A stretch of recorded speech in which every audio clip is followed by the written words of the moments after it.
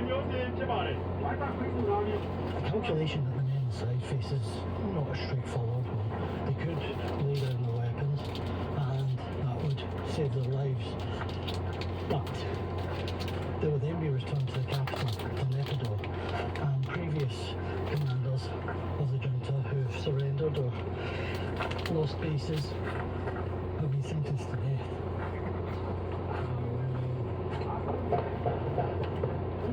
Well, you can hear the firing back, so the answer for today seems to be no.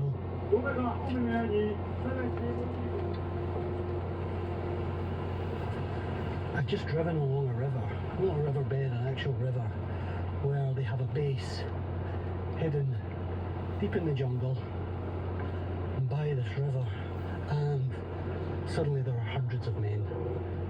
The biggest threat that these men face from the military government is airstrikes. So they scatter their forces around the area. We've passed the kitchen, the cookhouse for this unit, and now I'm arriving in a cleared out area where chairs are lined up where the men are going to pray before battle.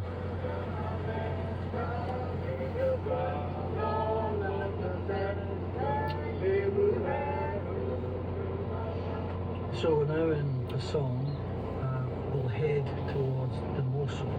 That route still has a number of government bases along, so we'll have to take a circuitous route and counter route to get there. Our ultimate aim is to get to Loikor, which is the state capital, and it's being fought over as we speak. The roads are rough here. It's a grueling wilderness. A 60-kilometre journey that should have taken a couple of hours takes nearly 12 as the insurgents negotiate steep dirt tracks and attempt to stay out of the range of army guns. We have to abandon our car along the way. It can't make the climb. When I return to the same road weeks later, it's still sitting by the trackside.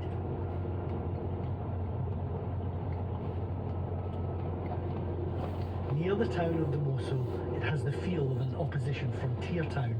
Under the cover of darkness, I meet a group of 8 young people who've just arrived from Yangon, fleeing conscription. The new conscription law came into effect in April. It's proving a recruitment boon for the revolutionaries. It is a very big decision to make, to leave your home, leave your family, and come here. Was it a terrifying journey to come here? The way I came was difficult.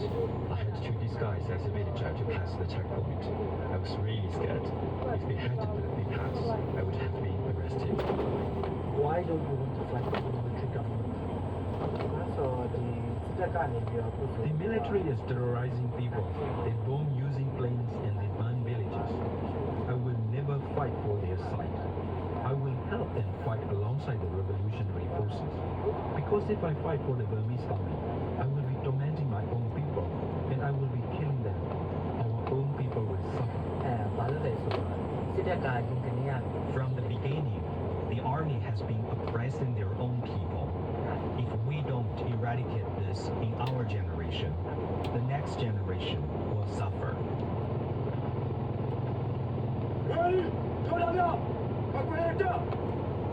Under the shade of some mango trees at a hidden jungle encampment, I meet Maui Potaiki, the powerfully built, tattooed deputy commander for the KNDF, the Karenni Nationalities Defence Force.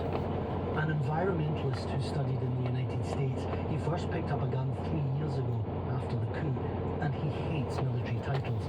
Please, don't call me general, he says. He's just come from the funeral of one of his battalion commanders, killed the day before in an attack in nearby Mobi. More than 350 our brother and sister already sacrificed their life. More than 200 sacrificed for their body parts. At the same time, hundreds of people are willing to join with us and willing to fight against the army. So those are our strengths. We do have enough heart, we do have enough moral, we do have enough humanity. That's the way how we're gonna defeat them. Even we don't have physical material, not enough, but this system. They have no humanity.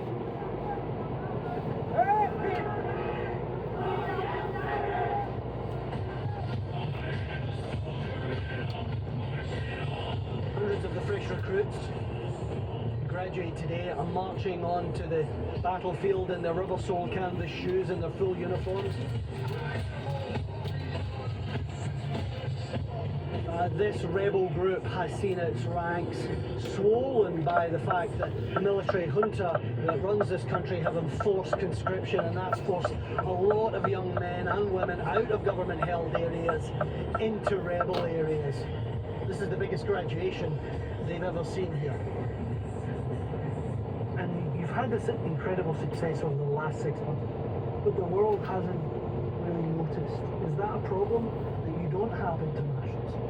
Yes, it is a problem. My opinion is we are just fighting for democracy. We are just fighting for humanity, justice, truth. Everybody left. But the international community, they've been ignoring the fight of our people.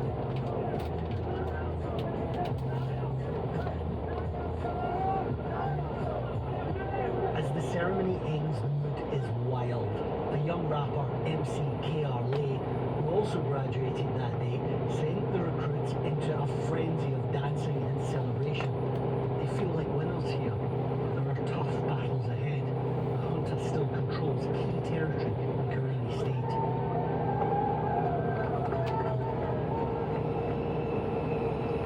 And as you can hear, cicadas in the trees are walking through a park in the wake of the state capital and heading towards the front lines. So, fighters from the KNDF and the Karenni rebel groups. In November, they launched a surprise attack on this city, pushing the military back.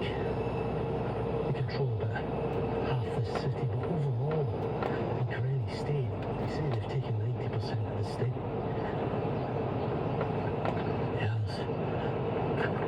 Mortar craters, airstrikes, destruction all around here. Bullet holes along the buildings. But for the moment it's eerily quiet. Just hear the occasional shot in the distance. Quick. I saw one movement. They're not running up ahead in front of me, keeping rolling moving fast. And on this lake, we have a bridge. Over the bridge, on the other. By my side is Cobra. He and his buddy Sam were two of Maui's recruits. They're both in their early 20s and they're taking me on patrol. They met in this very city 13 years ago and then became national karate champs. We are kind of good fighter before. We're trying to be the good. Yes, now we are trying to be the good soldier. Yeah. This was the government area, hit by mortars, etc. Something really significant has been achieved by these rebels because they were in the jungle. That's where their resistance was, but now they're here in this city, right in the heart of state power. And the people who were oppressing them are cowering now in government buildings, in basements. The mighty Myanmar military is cowering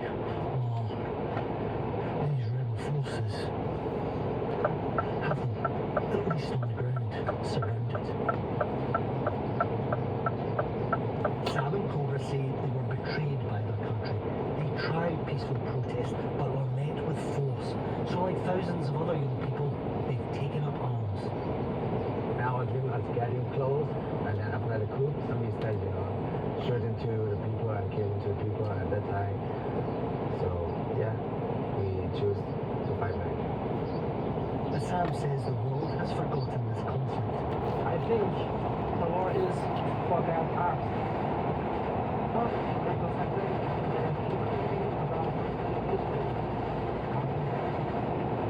Forget us. We're edging a little closer to the government position. We're just going through what was a hotel that was hit by an airstrike.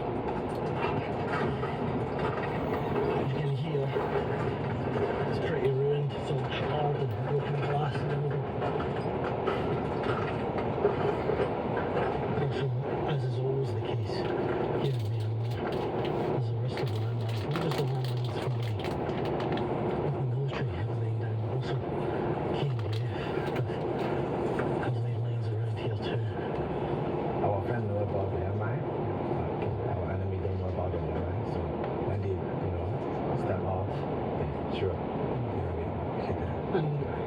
the time you've been fighting, all of your men have been injured, yeah? Yes, sure. Yeah, all of our guys have injury.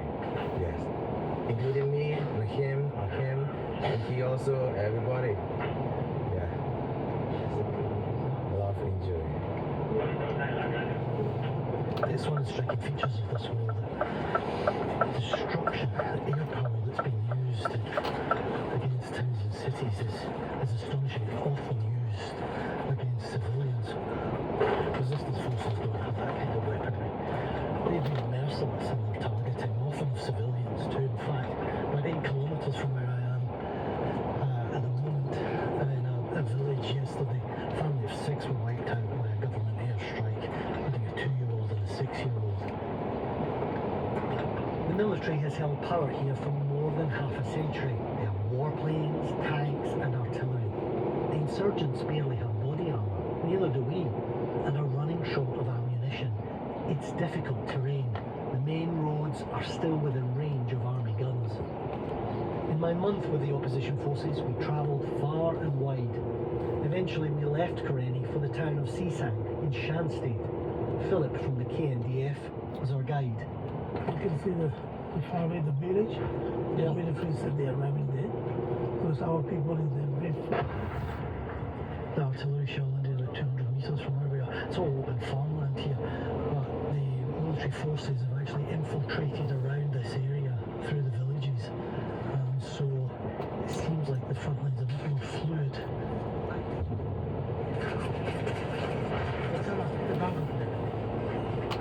Let's get into these trenches here.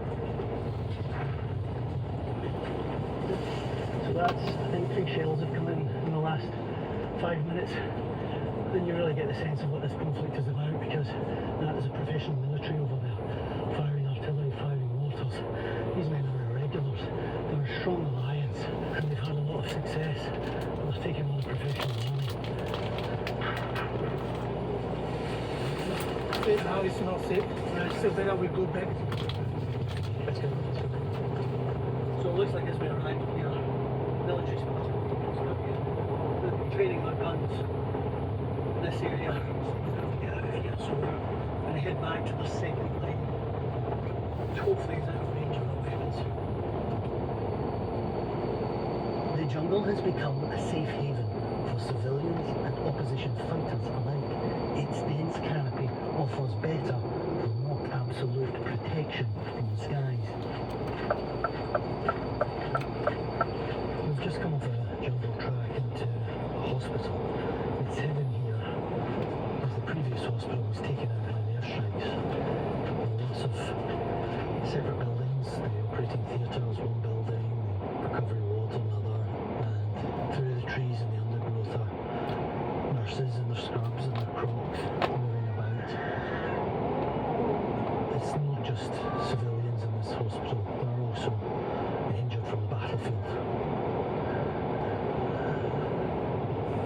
There's about 35 medical staff here and beds for about 60 plus patients. When we first came to Karenni, our first idea was to carry a gun and to fight it. We realized that there was not enough healthcare services for the public and for the revolutionary forces. Dr. Yuri's 23 years old. He expected to join his sister as a doctor in Manchester once he'd finished medical school. Instead, the coup happened and he joined the revolution. We are originally from Yangon and we are very active in strikes and protests, and we have to flee from Yangon.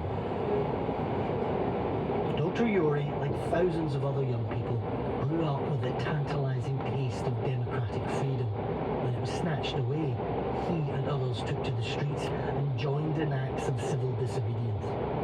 They were met with violence and arrests. More than 700 people were shot dead by the security forces across the country in the immediate aftermath. Airstrikes and the Junta's artillery have since added to the toll. Tens of thousands have been killed, many of them children, since the coup.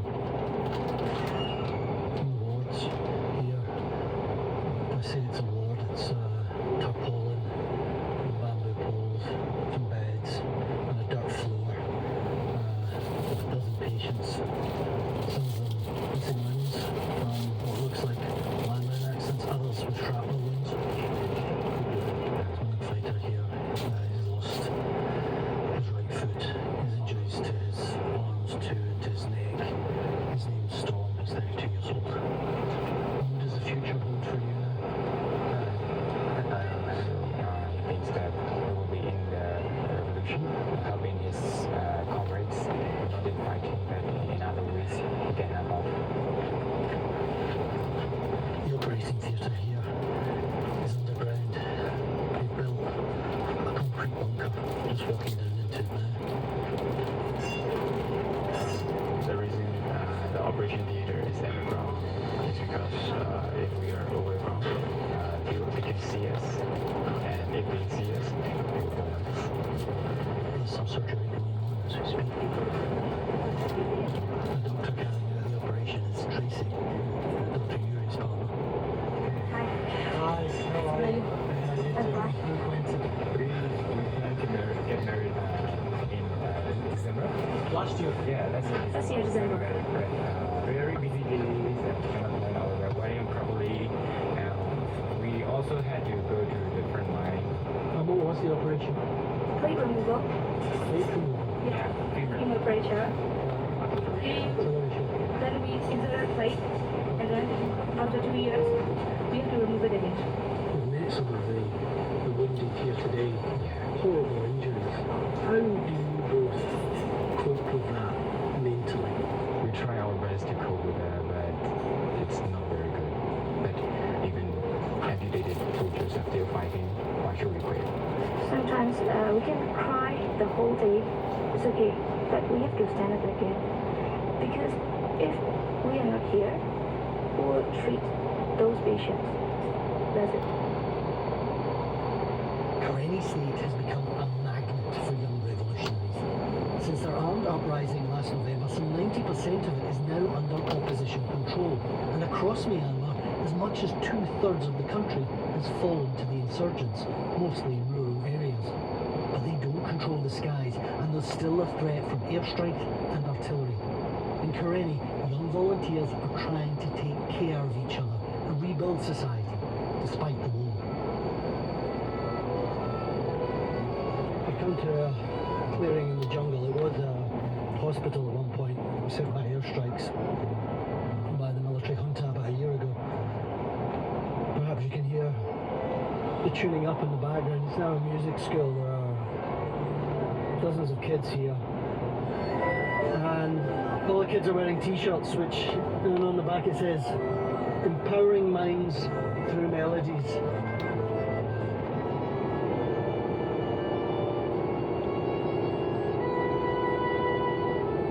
Premier is 26 years old and is the music teacher here. Her violin drowns out the din of war for her students, some of whom are as young as 14. The jungle hideout is their refuge for now.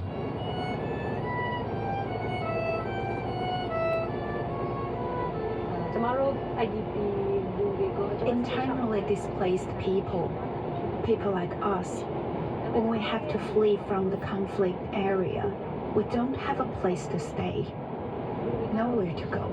There is no safe place. We met a lot of young people here today.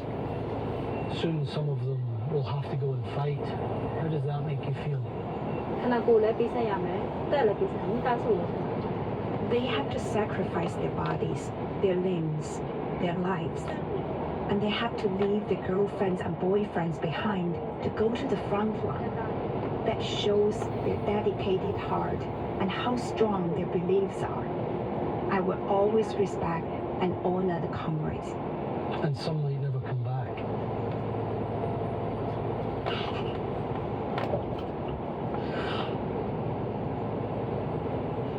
It's too hard to think about.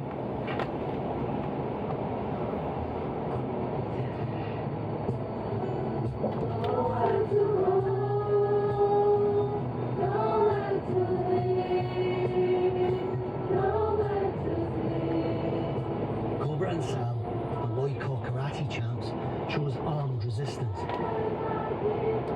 Mo Premier and the doctors Yuri and Tracy are opposing the military unarmed, but using their skills and compassion.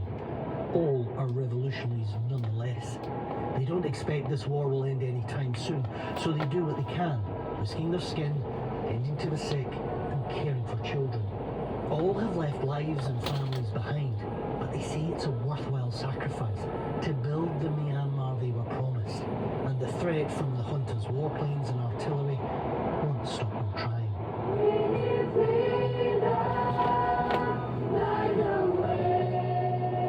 Thank you for listening to this episode of Assignment from the BBC World Service. I'm Quentin Somerville, and my producer was Lyndall Markle.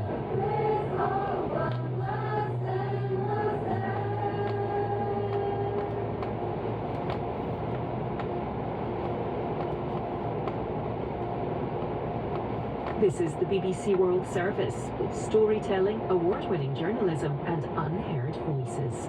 We have the grace of prayer. We have also silence. We don't react on the spot because we don't speak. Each plastic bottle contains 3 potentially life-changing things. Overnight I had almost $10 million on my bank account. I felt nothing. Documentaries from the BBC World Service. In 50 minutes, witness history.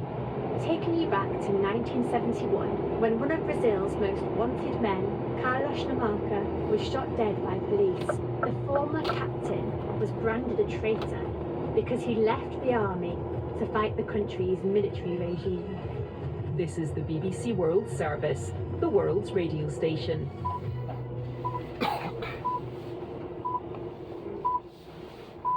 Coming next on the BBC World Service, it's Outlook with me, Jo Fidgen.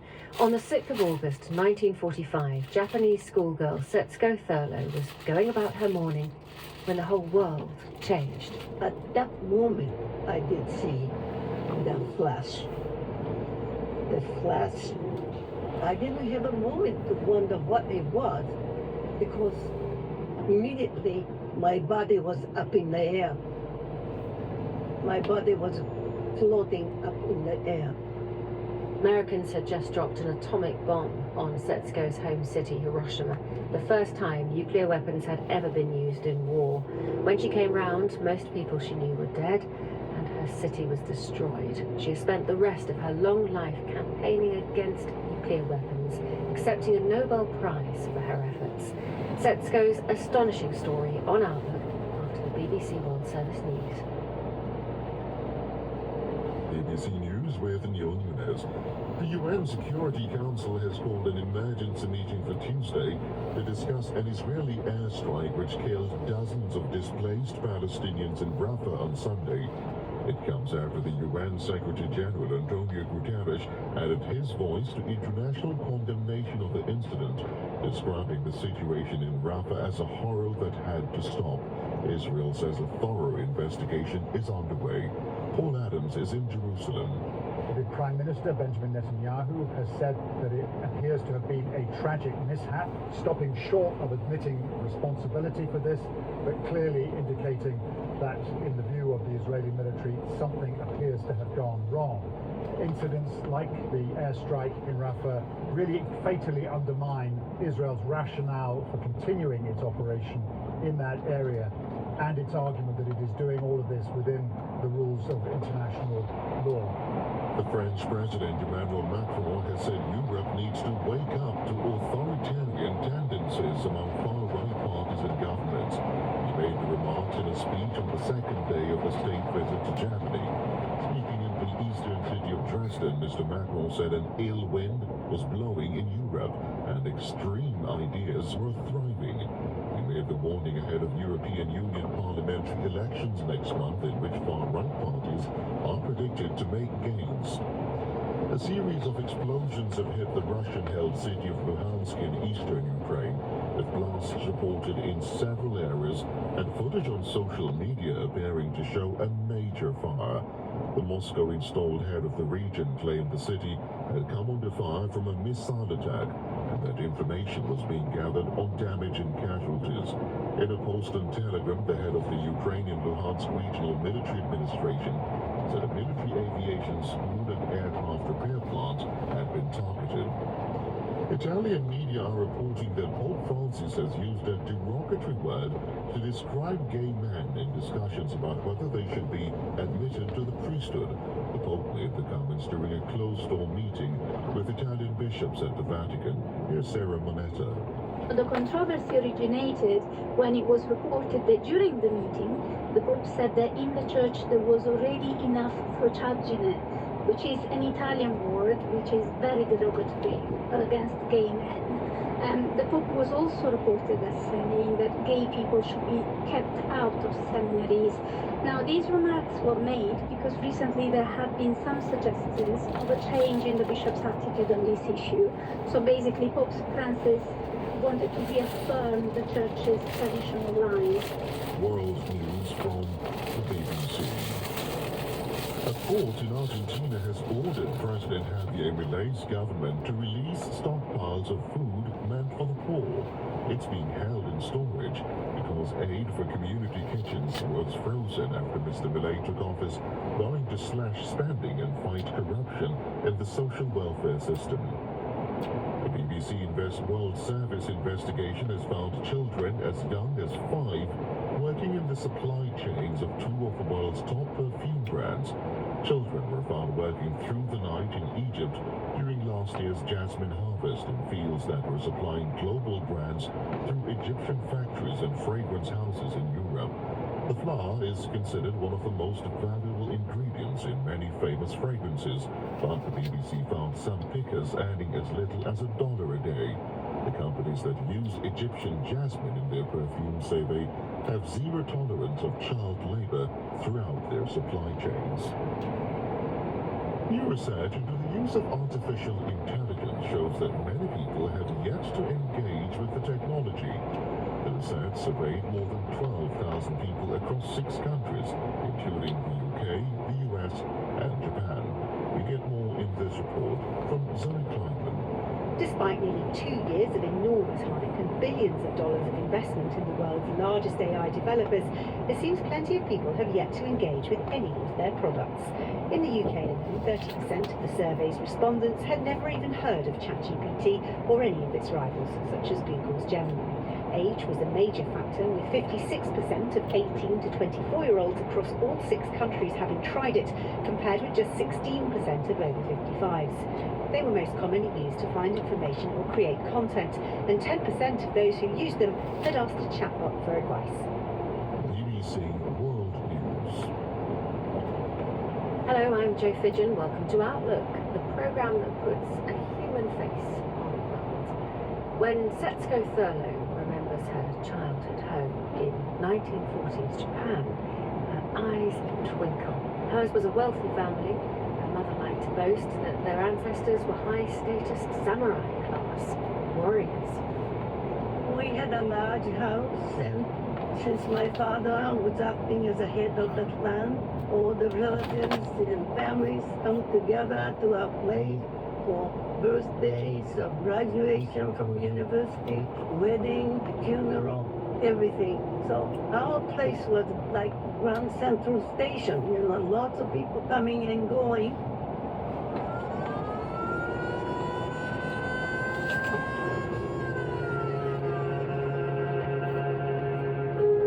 That house was wiped from the map along with other rivers in the city and tens of thousands.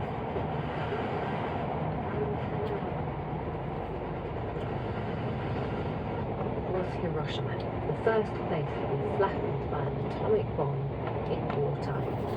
Setsuko was 13 then. She's now 92 and has spent most of her life campaigning against the use of nuclear weapons.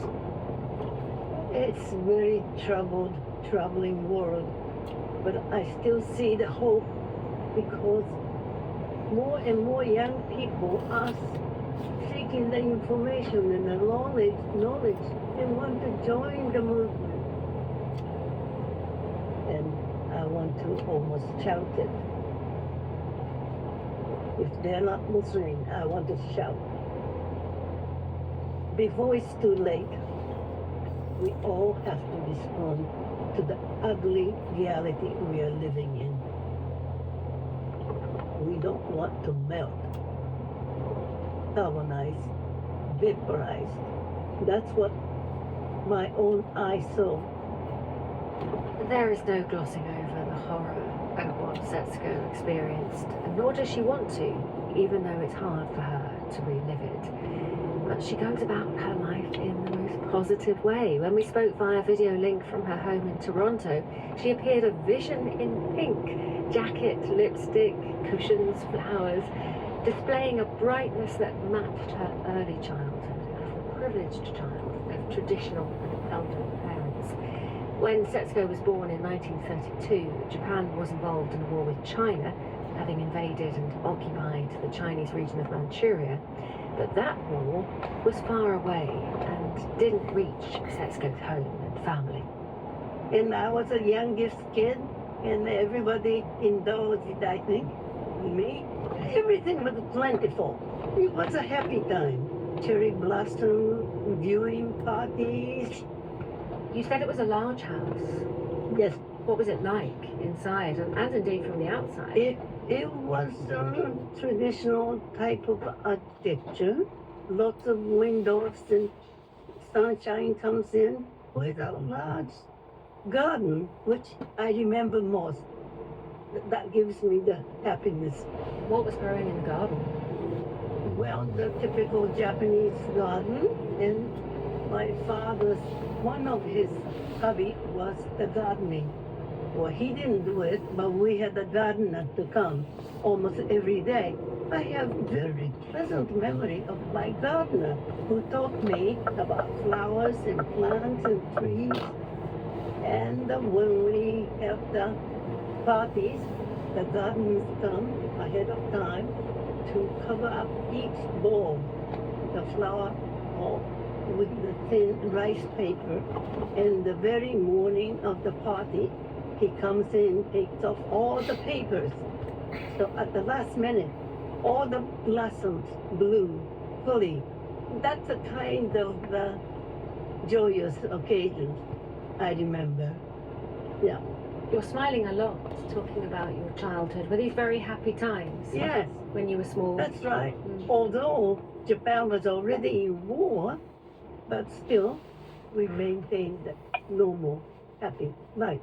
Only after Japan's attack on Pearl Harbor, the life changed drastically. War now covers the globe. Japan tears off the mask and turns the once Pacific Ocean into a sea of blood.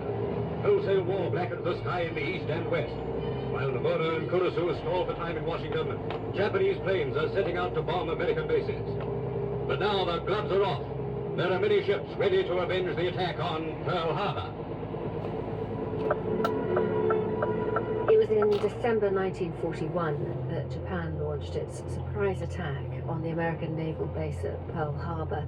The next day, the United States formally entered World War II, a war that would end for Japan in surrender nearly 4 years later, when the US dropped nuclear bombs on Hiroshima and Nagasaki. The overwhelming majority of the hundreds of thousands of people who were killed in those cities were civilians, mostly women, children, and the elderly. Setsuko's memories of Hiroshima before it was targeted are of a thriving, bustling place. She lived about a mile from the center and was a frequent visitor. As I said, I was the youngest, and the older sibling pampered me. So my sister would take me to a movie downtown, just take taxi or hop on the streetcar, 5 minutes ride, lots of restaurants and the stores. And my brother, who was studying at the university, he needed a break from time to time. And then at such time, he said, well, Setsuko, I need a break. Would you like to go to the beach? I said, yes, I'd like to. So he would take me to the beach.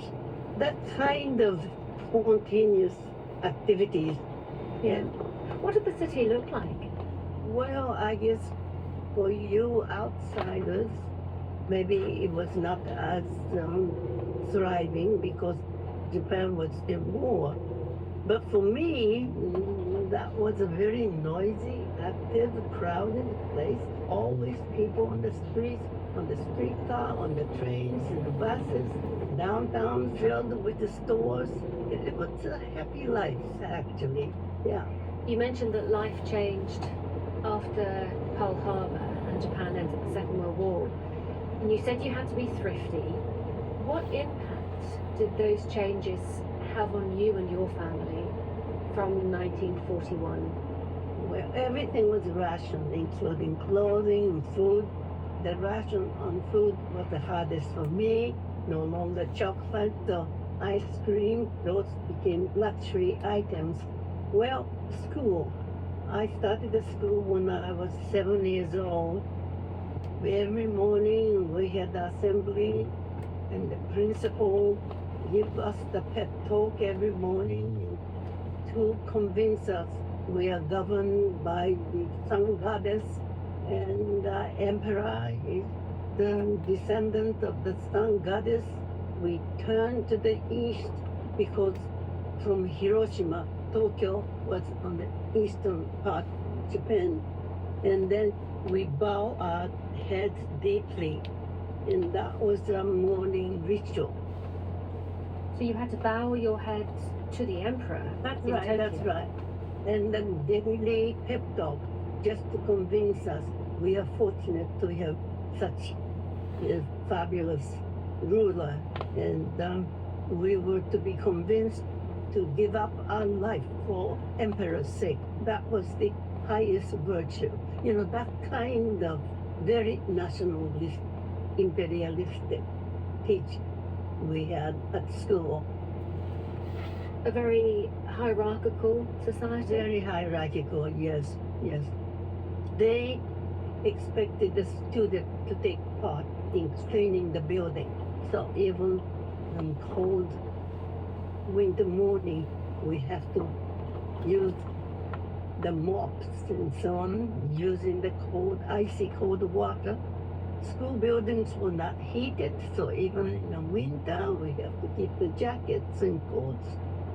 Where were girls and women in the hierarchy? Well, I do remember when we had parties and receptions in our home, women are the one who have to serve men. They sit close to the door, close to the entrance, so they can stand up and serve men.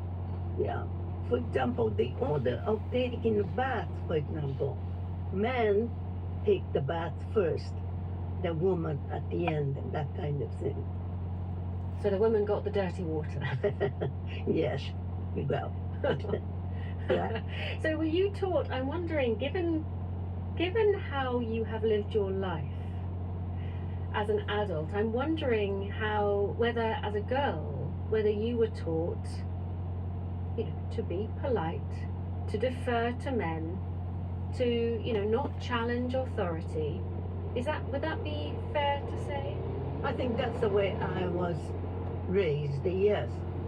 But even early days, I was rebelling against that kind of treatment of a woman. How? For example, let me see. My mother always downgraded flattery by other people, and I didn't like it. I wanted to be treated as a person. If I did better than others, why don't you accept that? Why does she have to always downgrade me? That was her way of being humble. It was important to your mother to be humble. Yes, of course. Yes, yes, yes. That was an important virtue for Japanese, especially for girls. Not to be boastful, but always be grateful, humble, polite. That's the way I was expected. But I wasn't exactly a very cooperative of the family to follow that position. After the war, when the democracy was introduced, I was free to be myself. I did a lot of things. I said a lot of things. I wrote a lot of things to rebel such traditional virtue. But back then, schoolgirl Setsuko knew to do as she was told, and that meant, when the time came, doing whatever was required of her for the war effort. Well, initially Japan